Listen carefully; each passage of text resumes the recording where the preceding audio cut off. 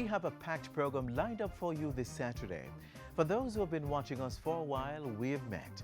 If you're a new convert to the Jamaica magazine Magic, welcome. I'm your host, Adrian Atkinson. Some young people are going to tell us why they love this island. And then it's time to get serious, but still fun. See you on the other side of this break.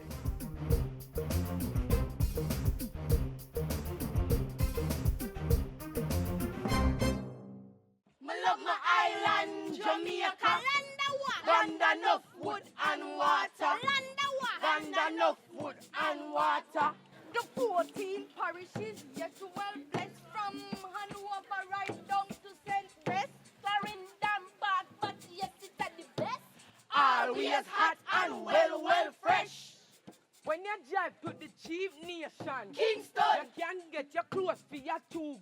Buy one. Me no have no money. Buy one. your cheap in picnic. Make we go up Portland. Down there you can get your jerk pork. Hot and spicy, enough pepper, bun your throat. St. Anne, St. James and Westmoreland. The tourists are comfy with pretty white sand. St. Thomas, oh Lord, you want breadfruit? Just tell me if you want breadfruit. You want breadfruit? Just tell me if you want breadfruit. Roast or fry.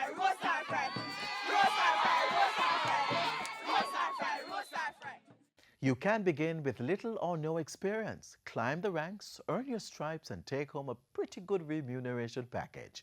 Also in the mix, traveling, meeting people from diverse corners of the world, and getting your sea legs. Up next, we chart a course that navigates the benefits of a job in the maritime sector.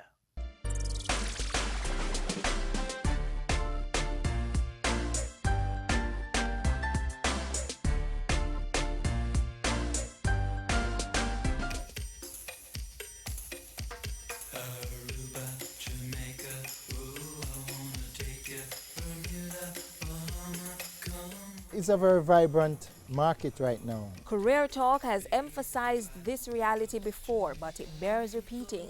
The maritime industry offers up a wealth of opportunities for employment options. I chose it because I really like it. I tried other schools before, and to be very honest, they weren't as exciting. The thrill wasn't there. So I ended up doing this. Today we zone in on some of the more common onboard ship jobs that are available and what you need to know to get started. If you're just starting out in the maritime industry, this is the bottom rung on the ladder. That's one of the lowest ranks on board merchant marine vessels, and they deal with mainly deck work from the deck department, and they have no sea time and are in charge of roles such as watchkeeping, keeping a gangway watch, chipping and painting the deck, and basic ship maintenance. But there is ample opportunity to work your way up. You can move all the way to captain if you are good enough. And as an OS, you earn anywhere between $800 US per month up to $1,500 US per month, depending on the vessel you're on and what company you're working with. And FYI, there is no specific training or certification needed for this. No, just basic training to go on board, like life-saving techniques as they're practicing behind me right now, and similar courses, basic first aid. The able-bodied seaman, AB, is just a step above ordinary and isn't exactly an indication of your physical condition, although just about every job on board a ship calls for being in good shape. He does the same thing an OS would do, except he is certified and he would have had more experience and sea time. He gets more pay, of course, so he gets anywhere between $1,500 US to $1,000 to $2,000 US per month. The junior engineer is at the lowest level of the engineering department but performs critical tasks nonetheless. When you finish your training at the Maritime Institute or any other institute worldwide, and then you start your navigation, you have no sea time, but you like to become an officer. You have to first work as an apprentice engineer. In this position, you typically earn, well, $1,500 to $3,000, depending on the vessel and the company you're working with. And then there's the licensed engineer. His job is ensuring the operation of the entire engine room of the vessel. He is the equivalent of the captain for the engine department. So he runs the engine department of the vessel. So the chief officer is the right hand of the captain. So the captain has overall responsibility of the vessel. The chief officer is in charge of the deck department. The chief officer is in charge of the bosun, all the navigational officers, and everyone else that works on the deck. He gives them the daily roster of duties, yes. He's in charge of the navigation of the ship and its safety. Now, think about a crew of men and women of whatever size working on a ship for months. What would happen if they are not fed often and well? Ship owners know that is not a scenario you want played out, which is why they hire stewards. That is the chief cook on board the vessel.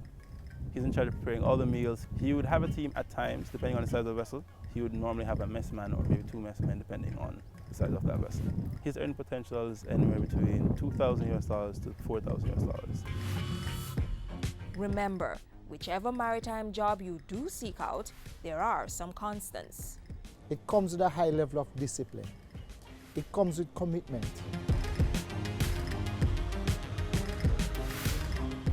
If we whetted your appetite, keep watching Jamaica Magazine.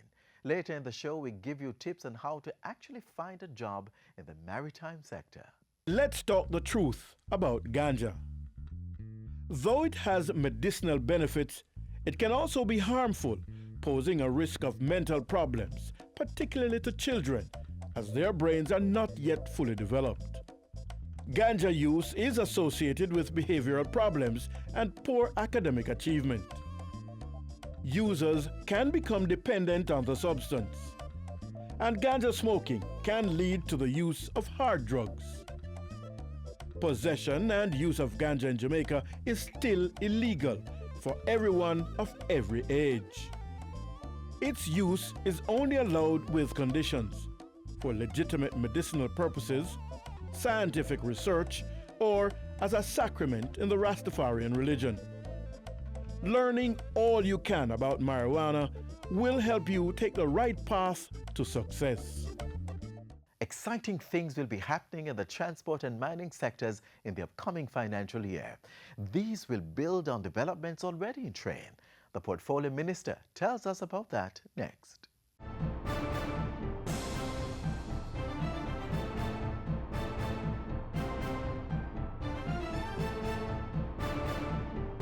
It is with a sense of delightful familiarity that I look back at the achievements of the past 2 years at the Ministry of Transport and Mining.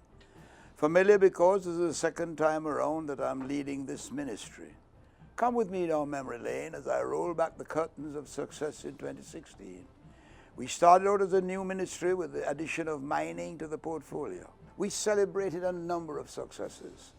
In the transport sector, we have developed a national transport policy to underpin the foundations of the transport sector and provide the framework to establish environmentally sound transport infrastructure, safe and efficient services to support sustainable economic and social growth. Plans were put into place for the development of the Portmore Transportation Hub. This will enhance public transportation throughout the Portmore area and improve its linkages with downtown Kingston and Halfway Tree. We are now awaiting Cabinet's decision to proceed with the project. The Jamaica Urban Transit Company has developed new standards to utilize compressed natural gas, CNG, instead of diesel oil, which will be even more environmentally friendly. 5 new buses have been ordered for the pilot. As we improve efficiency, and modernized digital telephone system has been installed in the depots and the head office. In the same period, a major rehabilitation upgrade program was undertaken by the Island Traffic Authority to improve motor vehicle examination capacity and deliver its services and provide a more conducive business environment to its customers and staff. The initiative also includes the use of technology to generate the electronic certificate of fitness and the integration of several joint functions with Tax Administration Jamaica, Jamaica Customs, and other stakeholders. Under this program, 7 depots were targeted. So far, the new Mapin office has been completed and open to the public. The Savannah Lamar facility will be completed within the first quarter of this year. In maritime affairs, the Maritime Authority of Jamaica is working to establish Jamaica as a maritime shipping center. We encourage investors to establish a tank farm to provide ample supply of bunkering fuel to meet the increasing demand. A bunker operator, West Indies Petroleum, is now on board. The Kloska Group, one of the biggest logistics companies in the maritime industry, visited Jamaica in 2015, and a project outline for the establishment of a dry dock facility was subsequently submitted to the MAJ. We now have a dry dock operating, which will be officially opened shortly. Yachting is a lucrative business, and so we are maximizing the gains through the ship registry. Jamaica is therefore being promoted as a nautical destination in a joint initiative with Port Authority of Jamaica, the Ministry of Tourism, and JAMPRO. Also, the Caribbean Maritime University CMU is building a FESTO authorized and certified training FACT center for Megatronics to further improve its campus infrastructure and program offerings to students both locally and internationally. This is the fourth school at the CMU, bridging the gap between academia and the maritime sector. The FACT Center will support the government's thrust to make Jamaica a global logistics hub. The aviation sector also made significant strides under the ministry. The Vernon Field Development Project aims to expand and strengthen Jamaica's international aviation industry while positioning Jamaica as an international cargo transshipment hub. This public-private sector-based project will be developed on a phased basis of 10 years. The project was subsequently rescoped to an aerotropolis concept. Cabinet has since given its approval for the operations at Kingston Aerodrome to be relocated to Vernon Field in order to facilitate the development of a logistics center and the repair section of the JDF Air Wing. The privatization of the Norman Manley International Airport remains a critical priority for the ministry and the government. Updates indicate that we have shortlisted bidders. Evaluation for a final decision on the winner will be completed soon. Phase 1B of the Capital Development Program for the NMIA is also underway. This will complement new infrastructure created under Phase 1A, namely risk mitigation, maintenance, and upgrade and efficiency improvements. The government of Jamaica also signed 2 air services agreements with Canada and Jamaica Kuwait. Between March and December 2016, we have been negotiating with 16 countries, 7 of which are now ready for signing. The GOJ currently has approximately 30 signed air services agreements as we intensify our efforts to have open skies. The Jamaica Civil Aviation Authority, under the ministry, has completed a total upgrading of the facilities. The work began in 2016 and commissioning of all areas should be completed in February 2018. The new Montego Bay Instrument Landing System, ILS, was commissioned in September 2017, and all 3 radars at NMIA Sangster and Mount Denham have been replaced. The new NMIA ATC tower has also been commissioned, and the new MBJ tower is being used and will be commissioned in February of this year. The new training simulator is in place and working at the ATC training facility, and an upgraded air traffic control center should be commissioned in February. 2017 came with its own sets of achievements. Under the bauxite portfolio, the Alpart Bauxite Alumina Plant at Nain St. Elizabeth was reopened in June 21, 2017 by the Honorable Prime Minister Andrew Holness after being sold to GISCO for US $299 million. GISCO Alpart now employs approximately 930 persons.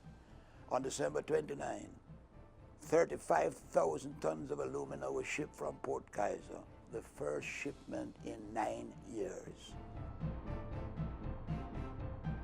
We negotiated with New Day Dada Holdings to take over the operations of Noranda Bauxite that was in bankruptcy in St. Anne. New Day was selected as the approved bidder to purchase the Gramercy facilities and bauxite mining assets in Jamaica. As a result, over 300 jobs were saved, and every penny owed to workers will be paid. The partnership agreement with New Day has prevented any disruption of Noranda bauxite operations. In November 2017, Cabinet agreed on the geomorphological boundary of the cockpit country, described as the core cockpit country. The government also took the decision that no mining will take place in the cockpit country. The ministry also continues to ensure the rehabilitation of mined bauxite lands. During 2016-17, the Mines and Geology Division certified 90% of mined bauxite lands satisfactorily rehabilitated. Work has started in research and development for further use of mined lands to grow plants with medicinal value for the pharmaceutical industry, including ganja. 160 greenhouse projects have been established in the areas impacted by bauxite mining. Farmers are also producing crops under controlled conditions which significantly improve the quality of their produce. We now have a draft national minerals policy to streamline the regulations and legislation covering Jamaica's mineral sector. The policy review and approval process is now taking place.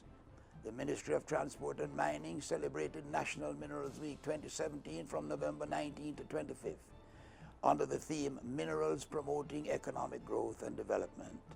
When we look at the achievements for Transport 2017, the Ministry has developed a rural-urban transport plan to support the multimodal strategy, which is intended to link the major modes of rail, sea, land and air into a seamless system. A pilot project was officially launched in September 2017 in Maritime. The project is to be extended to other rural townships following a final assessment. The PATH program has also been twinned with the project using the cashless system on the routes. Multiple high schools now serve as recharge outlets for the smarter cards. Early indication is that the service is a hit among commuters, especially school children. A new Road Traffic Act is also coming. Its implementation will see the Island Traffic Authority established as a statutory body.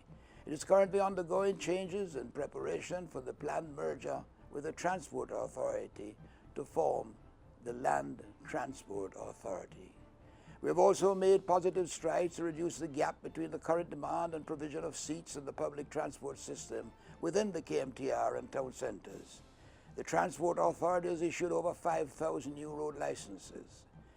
The development and design of motor vehicles and roads has rendered several descriptions in the 1938 Road Traffic Act obsolete. A new bill is now at Parliament, awaiting its final debate in the lower house, which starts on February 6. On September 28th, the Caribbean Maritime Institute was formally established as the Caribbean Maritime University. During its inaugural Charter Day ceremony, the World Maritime Day, with an expanded curriculum of undergraduates and postgraduate programs, the CMU is the only maritime and training institution approved by the IMO in Jamaica and the Caribbean, and is certified by the International Organization for Standardization.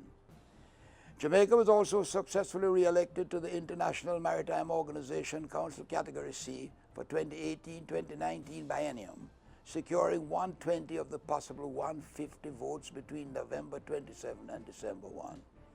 We have advanced plans to upgrade the Ian Fleming International Airport by June this year.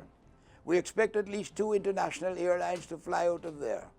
I remain committed to seeing the development of a safe and efficient transport sector, the expansion of the bauxite and alumina industry, and the shipping and logistic industry. I'm even more committed to providing the sustainable exploitation of the country's mineral resources and the implementation of integrated solutions that will reduce vulnerability to geological hazards and natural disasters. A solid foundation has been laid, and I look forward to be around to reap and share the fruits of our labor with the people of Jamaica. Sikitos ad astra, thus we soar to the stars.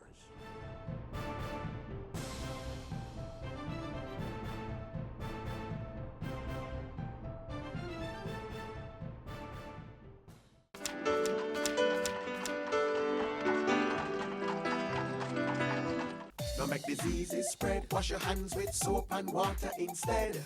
Wash them regular or use a hand sanitizer. Make sure the germs them dead. Touching your eyes or your mouth or your nose. Wash your hands before you do things like those. After you use the bathroom before preparing food, come on, wash your hand them clean.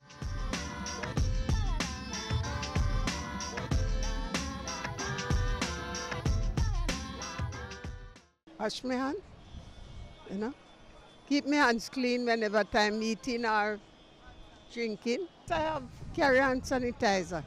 I've taken vitamin C, wash my hands regularly, so I've been doing that. Keep safe by washing your hands most of all, because you know disease and infection is transmitted by person to person, coughing and stuff like that. Make sure that when you cough, your hand over your mouth and stuff like that. Make sure that your area is safe and your kids are safe, and make sure you do proper hand washing with them, because you know mostly germs and infection viruses mostly take onto children because they play a lot outside and stuff like that. Probably eating properly and build up your immune system that you don't catch a flu. Probably what I do is drink a lot of lemon juice in the mornings, so whenever I get the cold, it don't really stay with me.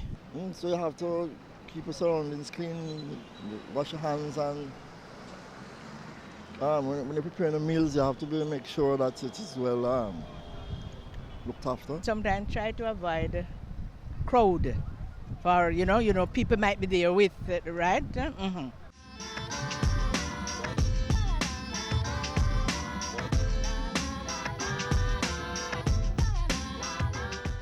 As promised earlier, the Maritime career discussion continues with some useful tips.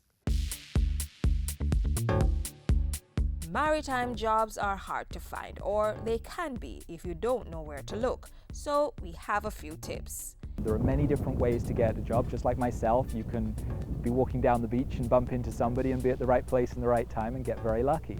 Other people know somebody already in the industry who gives them a word-of-mouth referral.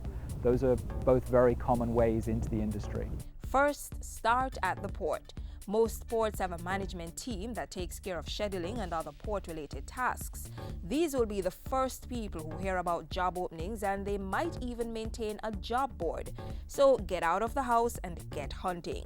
You could also use the internet. Large shipping corporations don't often advertise jobs. They may just post openings on their websites or not at all. Do a search for keywords like fishing or shipping to see what corporations are near you and check their sites. Or even try calling human resource to see if any jobs are available.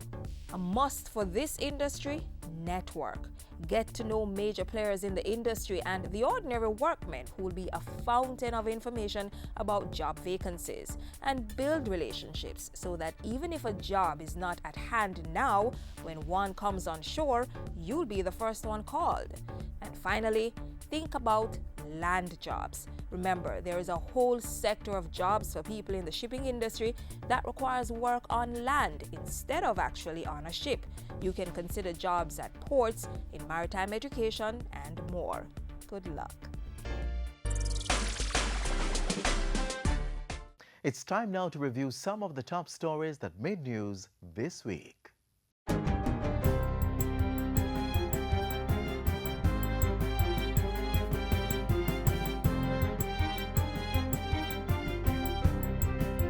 Hi there, I'm Simone Wolf with your JIS News of the Week. The Ministry of Finance has received 3 loans from the Inter-American Development Bank totaling $248 million. The money will be used to advance the country's public sector transformation program, bolster Jamaica's digital capacity in national security, and provide technical support for government's implementation of the National Identification System NIDS. The backing of the IDB in terms of a loan for the promulgation of the national ID system is, I think, an ultimate proof of the efficacy of this program.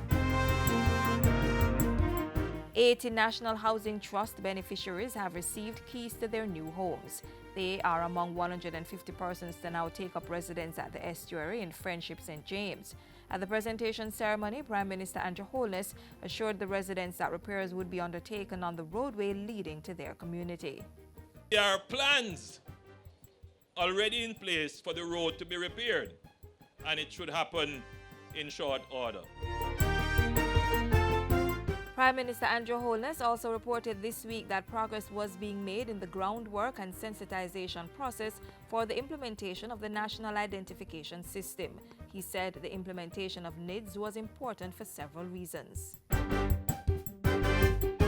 In a further move to boost the police's crime-fighting capacity, the National Security Ministry broke ground to construct a new station in Port Antonio at a cost of $268 million.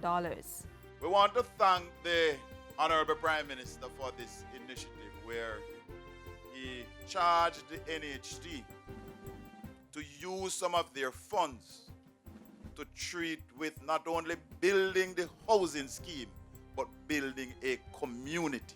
And they will use up out of that 268, $50 million in the upcoming financial year and the rest for the next financial year, because the build-out time won't be completed in one financial year. In another ceremony, the National Security Minister officially opened a new dormitory at Harmon Barracks in St. Andrew last Thursday. So this is in furtherance of the ministry's program to employ an additional 3,000 police officers by increasing the capacity at the Harmon Barracks training wing to 250 trainees. We will be able to do 500 per year because we do 2 batches per year. Later in the week, the National Security Minister challenged the Jamaica Combined Cadet Force to double its current 2,600 membership over the next 12 months. The Jamaica Combined Cadet Force is one of the official institutions of government that is supposed to intervene so that we can save a lot of our youngsters from a life of criminality. So therefore, I am putting the officers on notice that we're going to have to change gear, and we're going to have to change gear fast. We are starting an aggressive program to save our young people. The minister was speaking at a ceremony where he presented the cadet force with a new vehicle to support its work. Justice Brian Sykes has been confirmed as the Chief Justice of Jamaica. The appointment took effect on March 1, and at the swearing-in ceremony, Prime Minister Andrew Holness expressed confidence in Justice Sykes. I am confident that the Honorable Justice Brian Sykes will discharge his functions with honor, integrity, and distinction. I am confident that under his leadership, there will be a transformation of Jamaica's justice system. Health Minister Dr. Christopher Tufton this week handed over the newly constructed Eric and Dr. Hyacinth Hugh Health Centre in Tweedside, Clarendon. It was donated by the philanthropic Hugh family who hailed from the area. We appreciate that because it sets a case, hopefully for so many others to follow. This is a fabulous building. The average health centre is nowhere as elaborate as this one. Over in St. Mary, the minister received a $1 million check from the Jamaica 55 Charities Group to support the management of the Enfield Health Centre. And finally, the Land Administration and Management Program LAMP has received equipment valued at $85,000 from the Korean government to further modernize and improve its operational efficiency for the distribution of titles to more landowners across the country. Freeing up titles for land that is not currently titled does so much to empower people to be able to use that land to help themselves, to access capital for their businesses, which employs people and of course which helps economic growth and job creation. And those were some of the stories making news this week. I'm Simone Wolf.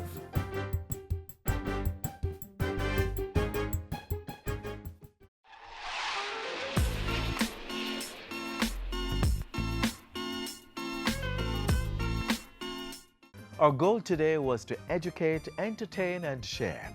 If there is something you wished we had covered, tell us about it. Our email address is on screen. Right about now, our social media handles are also coming up. Use them to make the connection. Until the next installment, I'm Adrian Atkinson. Thank you for watching. This has been a production of the Jamaica Information Service, the voice of Jamaica.